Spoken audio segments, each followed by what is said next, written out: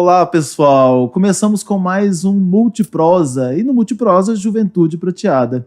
Hoje nós vamos falar sobre nutrição. Olha, eu já fiz aqui um monte de anotações para poder perguntar sobre esse assunto, que para a gente é extremamente interessante e muitas vezes negligenciado. A gente esquece da nutrição, a gente às vezes se atropela, a gente acha que comer não deve se preocupar com isso.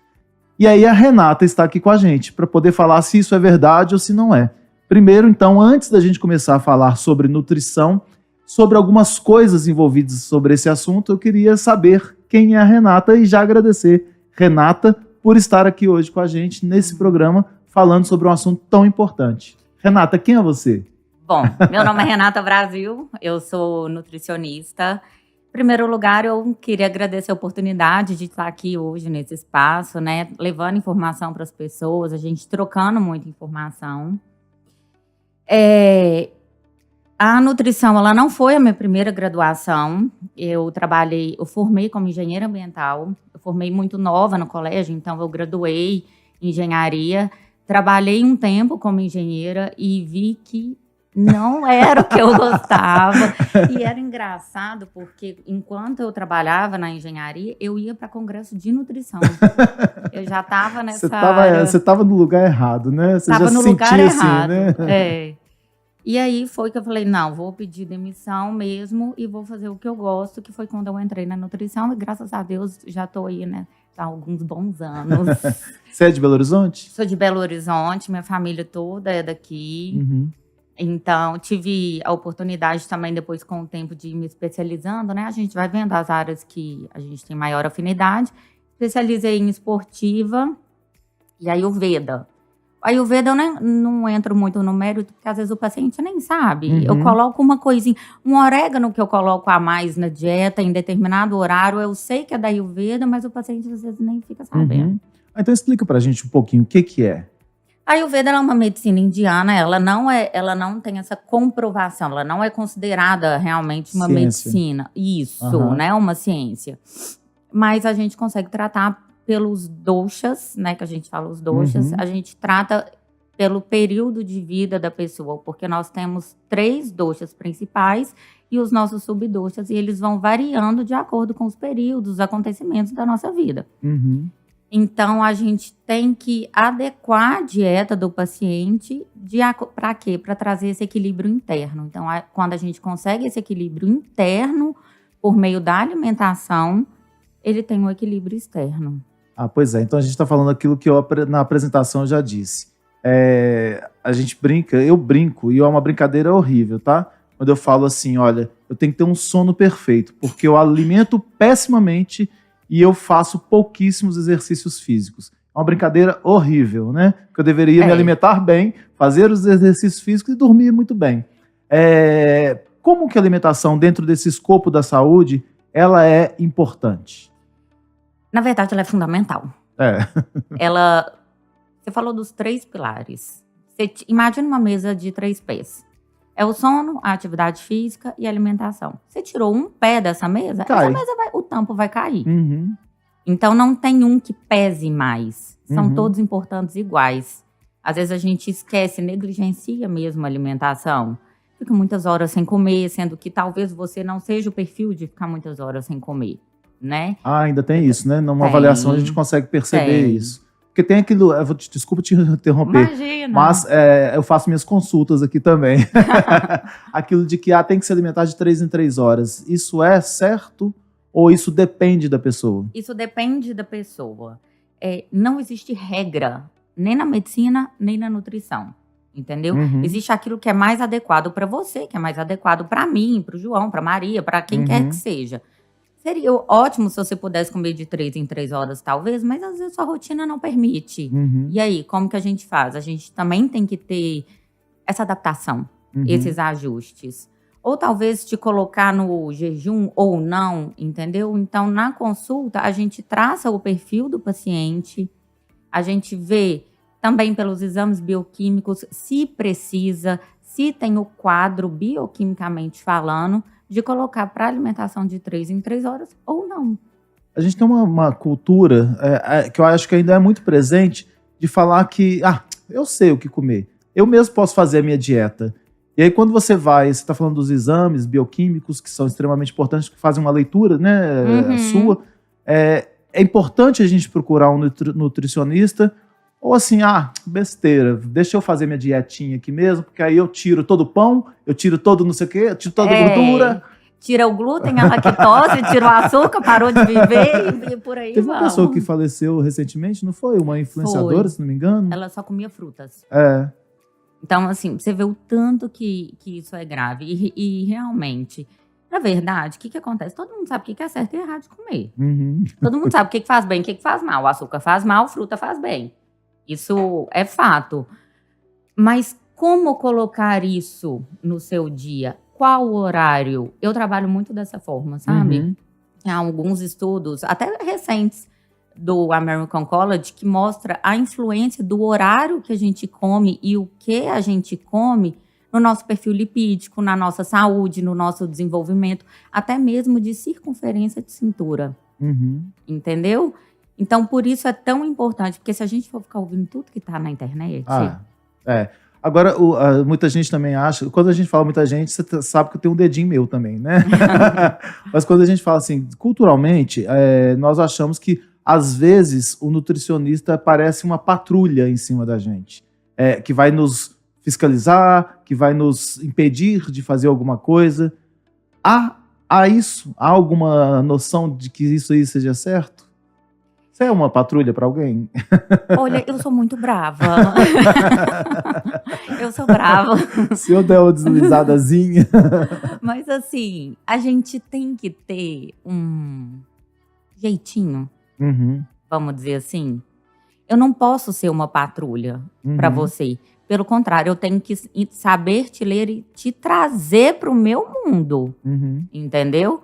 E aí eu te convenço, sem querer te convencer, a fazer a minha dieta.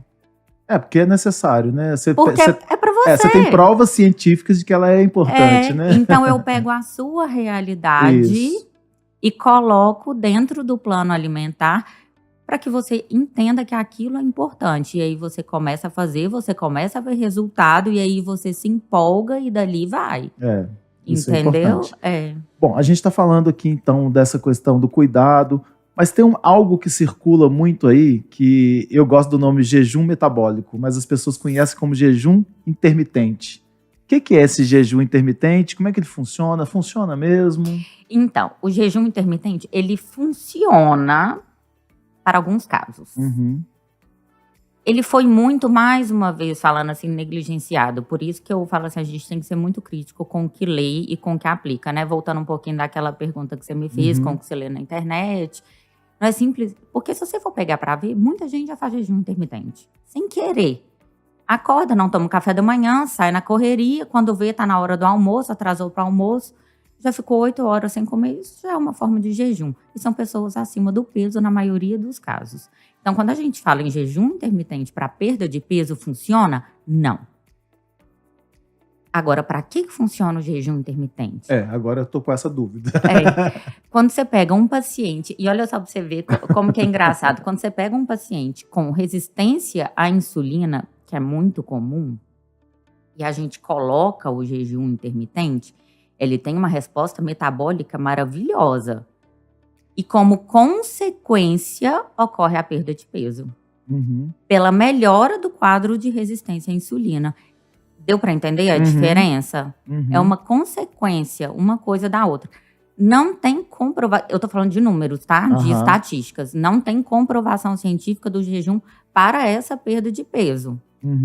Mas há sim comprovação científica do jejum intermitente para melhora do quadro de resistência à insulina, do perfil lipídico, né? Do que é o aumento de colesterol.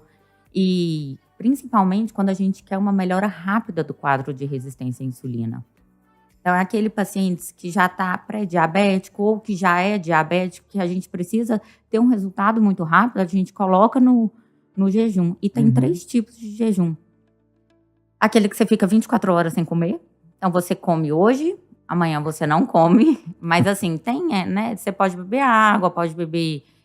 água com limão, chá, nada adoçado, nem com adoçante. Tem aquele que você come 25% da sua ingestão calórica do dia. Então, você faz ali 2, 3 refeições em determinado período do seu dia. E aí entra aquela história que eu falei do ciclo circadiano. Qual horário? Uhum. Porque nessa hora, o corpo ele grava os macronutrientes. O que são? Proteína, carboidrato e gordura. Então, precisa ser muito bem calculado, pontuado. Uhum. E tem o jejum intermitente, que a gente fala de 16 a 18 horas. Também, que também tem a sua eficiência. Mas para cada perfil, a gente indica um tipo de jejum diferente. E é extremamente importante que a gente entenda isso, né? Não é a gente ouvir aqui e falar, então eu vou tentar esse de 24 horas por conta própria, sozinho em casa. Ela falou que é 24 horas, eu fico então 24 horas. Tudo tem que ter acompanhamento de especialista. Não vá nessa besteira. E olha, ainda vou falar uma coisa mais. Cuidado com as pessoas que se dizem influenciadoras, que não têm conhecimento específico do assunto e que empolgam as pessoas para poder fazer alguma coisa que acaba levando à perda da saúde. Sim, porque o jejum ele tem algumas consequências. Ele tem seus benefícios, né? Claro, ele regula a grelina, a leptina, que é a nossa sensação de fome, saciedade. Mas ele também pode vir a desregular o cortisol. Se desregula o cortisol, você tem uma perda de qualidade do seu sono. E a mesa, e o tripé que eu falei. Entendeu? Você perdeu a qualidade do sono, você perde massa magra. A tendência é que você comece a acumular gordura abdominal. E aí o jejum já começa a perder o efeito.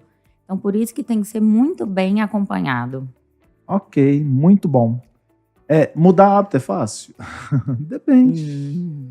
Ou não? Não. A gente fala muito em mudar hábitos, que a gente precisa mudar hábitos para algumas situações. E aí a gente fica assim, será que a gente consegue? Ainda tem aquelas estatísticas também falando de depois de 23 dias, depois... Cada caso é um caso, né? Cada pessoa é uma pessoa, Cada pessoa é uma pessoa, cada perfil. Eu acredito muito que isso é pessoal, tá? Uma opinião pessoal. Para a gente ter um hábito novo, para a gente mudar hábito, a gente precisa primeiro ter uma motivação. Se eu não tenho uma motivação, eu não vou conseguir mudar um hábito. E a repetição, Não é fácil, você tem que insistir. Aí, quando você quiser desistir, você não... Vou dar um exemplo, atividade física. Qual ser humano ou qualquer animal está preparado para sentir dor? Para começar a fazer atividade física? Musculação, por exemplo, é uma coisa que dói. Você vai ali para sentir dor. Você não quer, mas você vai. Aí você faz 3 meses e desiste. Aí depois você matricula de novo, faz mais 1 mês e desiste. Então, quando você cria uma motivação, aquilo fala assim, não, eu vou todo dia pelo menos 30 minutos por conta daquilo que eu quero. Que eu preciso. Isso. E a partir de então, aquilo virou um hábito e você já não consegue ficar sem. Quando a gente fala ainda nessa questão de mudar hábitos, a gente precisa, às vezes, mudar hábitos por uma motivação que seja aquela que a gente tem voluntariamente e outras involuntariamente. Por exemplo, eu tenho que mudar hábitos de uma alimentação porque eu estou com um colesterol alto, né?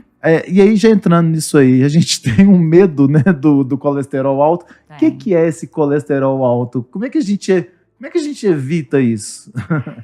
Não tem receita, tá? É alimentação e atividade física. É estilo de vida. A gente tem que aprender a ter um estilo de vida saudável para prevenir o colesterol. Exceto aquelas pessoas que têm a genética, que já são, né, preponderantes a ter o colesterol alto. Mas o colesterol, ele não é bom, ele não é ruim. A gente fala colesterol mal. Não existe colesterol mal. Colesterol mal é aquele colesterol que tá alto. Aí ele vai ser mal. Até mesmo o colesterol mal, que é o colesterol LDL, que as pessoas falam, ele tem a sua função positiva no corpo. Ele só precisa estar regulado. Entendeu? A gente precisa dele para produzir hormônios. Para produzir testosterona, para ajudar na síntese de vitamina D. Então, ele tem a sua função positiva. E assim como o HDL também... Ele que é chamado colesterol bom, porque ele tira o excesso do colesterol chamado colesterol ruim da nossa corrente sanguínea. Uhum. Mas o ponto principal é... Por que eu falei estilo de vida? Com relação ao colesterol, o perigo do colesterol é a oxidação do colesterol. O que oxida esse colesterol? Sedentarismo, tabagismo. Então, são fatores externos e alimentação. Uhum. Entendeu? Que a gente tem que ter o cuidado com esse colesterol mau, o LDL, quando ele estiver elevado, da gente não ter esses 3 fatores para não oxidar a nossa molécula de colesterol. Eu acho que o nutricionista fala verdades, né? Que muitas vezes as pessoas não querem ouvir, né? Exatamente. Você está se alimentando mal. Olha só, o tabagismo, a gente tem que evitar, tem que parar, tem que, né? Porque assim, desestrutura todo o funcionamento do organismo, né? Não tem jeito, desestrutura. E a gente tem que pensar que ao envelhecer, estamos todos envelhecendo, graças a Deus, mas ao envelhecer, a gente tinha no passado um envelhecimento que era muito caótico, né? As pessoas chegavam aos 50, 55 anos, morriam aos 50, 55 anos e morriam adoecidas. Hoje a gente tem um prolongamento, né, da nossa permanência por aqui. Estamos vivendo aí até os 76, 80, 90 anos. As pessoas que estão com 60, 70, elas ainda podem melhorar a sua qualidade de vida? Não só podem, como devem. Pelo amor de Deus. Ou seja, já estou com 60, 70 mesmo, né? Já passou, vou deixar o que vier virar. Não. Inclusive, tem um documentário, não sei se você assistiu, A Vida Além do 100. Tem agora, chegou no Netflix. Chegou, você já assistiu? Já? Você vê aqueles velhinhos, né, os idosos, com a qualidade de vida que eles têm. Então, se você puder fazer alguma coisa para chegar depois dos 70, nos 80, nos 90, com uma qualidade de vida, com saúde, conseguindo movimentar, sabe? Faça. Uhum. E nunca achar que é tarde demais, né? Porque nunca é. Agora, e para quem está do outro lado, né? Como é que a gente deve se preocupar em casa, com mães, com os filhos, para que eles já tenham um hábito saudável desde a infância? Seja exemplo. Não adianta nada cobrar, né? Seja o exemplo, pronto. A mãe, eu fiquei imaginando aqui. Ô, gente, pelo amor de Deus, é uma brincadeira. A mãe fumando. E falando pro filho, não fuma. Saúde, olha a saúde. Não tem como. Como que você vai educar um filho? Como que você vai ensinar um filho a comer fruta, a comer verduras, legumes, se você não come? Ele não vai entender. Qual que é a importância da nutrição para o esporte? Bom, primeira coisa é o esporte de alto rendimento e a prática de esporte. O esporte de alto rendimento, a nutrição é tudo. Porque você entende que o seu corpo é o seu instrumento de trabalho. Então, aí você começa a pensar para trás. O que vai levar o meu corpo ao meu limite? Meu treino, meu descanso e a minha alimentação. Ótimo. O que vai levar meu corpo a recuperar? Porque um atleta, ele é 24 horas. Ele não fecha um ciclo. Ele treina de manhã, mas ele tem dobra de treino à tarde. Ele nem recuperou do treino da manhã, já treinou à noite, no dia seguinte de manhã já está treinando. Então, como que eu recupero a minha musculatura para eu conseguir dar meu máximo no próximo treino do dia seguinte? Entendeu? Então, são esses fatores. A gente trabalha muito com anti-inflamatórios, com redução dessa carga mesmo, sabe? Da liberação até mesmo do ácido lático dentro da musculatura, para que o atleta ganhe resistência, ou dependendo da prova, se ele precisar de potência. E é muito engraçado, porque assim, a nutrição para o esporte de alto rendimento, ela é um detalhe. São 10 gramas de arroz a mais ou a menos faz a diferença. Porque, dependendo da modalidade, você controla seu peso. Você não pode nem estar pesado demais, nem leve demais. Natação, você não pode perder o atrito com a água. Então, se você toma um suplemento errado, por exemplo, uma beta-alanina, que ela dá um efeito colateral na hora. Se você toma errado, ela pode dar um formigamento na ponta dos dedos. E você perde sensação de atrito com a água e você pode ter queda de desempenho. Gente, é muita coisa, né? É muita coisa, né? A gente... Olha, quando a gente é leigo, a gente acha que as coisas... Não é maravilhoso? Mas não, eu tô encantado mesmo, porque quando a gente fala assim, eu vou controlar minha própria dieta. É a maior besteira que você faz, porque você pode estar se ferrando. Você pode estar comprometendo toda a sua saúde, né? Eu falo assim, gente, não existe essa profissão, não é à toa, não. Que bonitinho, vou inventar mais uma, né? Porque aí a gente fala, hoje eu vejo, por exemplo, eu dou muita palestra para idosos em programas de instituições, né? Que tem exercício físico, tem yoga, essas coisas todas. E eles têm acompanhamento nutricional, porque, imagina, tá lá com 70 anos, começou a fazer uma atividade física, ele precisa de uma nutricionista para que, naquele caso também, ele tenha toda a possibilidade para render naquela atividade física. Porque senão pode comprometer algum osso, alguma musculatura, né? E idoso é muito delicado, porque já entra no quadro de sarcopenia, né? Que é a perda de massa magra. Então, você tem que dar um pouco mais de proteína, mas não pode dar tanto, porque você não pode sobrecarregar os rins. Então, eles precisam realmente desse acompanhamento mais de perto. Legal. A gente tem que encerrar, mas uma curiosidade também. Dentro dos hospitais, há um acompanhamento nutricional eu vou falar de idosos especificamente. Porque tem tudo que você coloca para dentro interfere em algum organismo, né? Ou você pode colocar alguma coisa que vai interferir no rim e por aí vai. A nutrição hospitalar, qual que é a importância dela?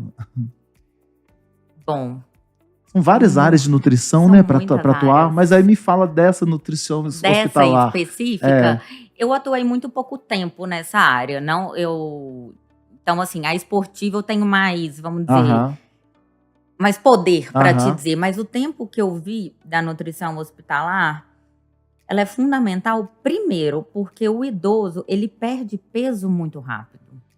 Ele perde peso. Naturalmente? Naturalmente, porque é o processo da idade, que chama sarcopenia. Então, ele vai perdendo massa muscular, ele vai ficando fraquinho, sabe? Ele fica fraco porque não consegue beber água direito, porque já começa a prejudicar a deglutição. Então, quando você começa a colocar mais líquidos de outras formas, né? Ou até mesmo entrar com alguns suplementos. Isso é muito interessante na nutrição hospitalar, que a gente consegue controlar a nutrição dos suplementos que eles ingerem. Então, você consegue ter uma recuperação melhor para eles. E até mesmo por questão de ferida da pele, né? Que já é uma pele muito fininha. Então, você consegue, com essa suplementação, controle de alimentação, ajudá-los. Assim. Nossa, é uma área linda mesmo. Viu? Parabéns. Obrigada. Nós vamos aproveitar esses minutinhos, então, para poder pedir para você indicar para a gente, da maneira que você quiser, um livro para as pessoas lerem. Olha, livro... Eu queria indicar vários, sabe? Mas tem Nós vamos correr lá no seu Instagram, que vai ser colocado aqui embaixo. Você pode colocar uns lá também. Ai, coloco. Nossa, tem tantos. Eu ia indicar um, mas me veio outro agora na cabeça, que chama O Poder do Agora. Eu acho que tem um pouco a ver com o que a gente falou. Que a gente pode começar hoje, agora, qualquer momento da nossa vida, a nossa mudança daquilo que a gente quer ser mesmo. Filme. O Preço do Amanhã. Gente, eu adoro esse filme. Nossa. Eu adorei esse filme. Nossa, é um filme adoro. antigo. Eu falo nas minhas palestras sempre. E ele tem muito aquela questão do tempo no braço, né? De como a gente aproveita o tempo. E aquele iniciozinho dele lá é maravilhoso. A gente falando aqui, pra quem não assistiu, do filho esperando a mãe no ponto de ônibus. Nossa, e a mãe não chega. E a mãe morre. E não é spoiler contar isso não, tá, gente? No início do filme não tem problema não. Mas ele tem uma mensagem muito forte dessa questão da desigualdade. Né? Tem essa questão da diferença social, né? Mas eu acho também, e o tanto que a gente é refém do tempo também. O tempo é a nossa moeda. E tudo que a gente adquire, a gente paga com o tempo. Com o isso tempo, é muito legal, cafezinho são 3 porque na minutos. verdade é isso, né? Assim, a gente trabalha e a gente ganha em tempo, mas também a gente precisa de comprar um notebook, a gente vai pagar com o tempo de vida. Imagina você olhar para aquele notebook e falar, meu Deus do céu. Porque na verdade foi o tempo trabalhado que você precisou para poder comprar aquilo. Exatamente. E para encerrar, uma frase. É uma frase do Cortella que eu adoro. Fala assim, na vida nós devemos ter raízes e não âncoras. Porque legal. Raízes alimentam e âncoras estagnam. Que legal. Muito bom. Olha, te agradeço muito a participação aqui. Muito Queria obrigada. que você olhasse para ali e desse seus agradecimentos para quem você quer agradecer. Muito obrigada. Obrigada a todos que me acompanham. Obrigada pela minha família também, que sempre me deu muito apoio para eu chegar aqui onde eu estou. E obrigada a vocês e essa produção maravilhosa. Renata, obrigado pela sua participação. Suas informações são extremamente importantes. A gente tem muito o que aprender com os nutricionistas, com as nutricionistas, e que tenham vida longa, né? Para que possam dar vida longa a gente também, né? Amém. Obrigada. Gente, muito obrigado e até o próximo programa da gente aqui do Juventude Prateada.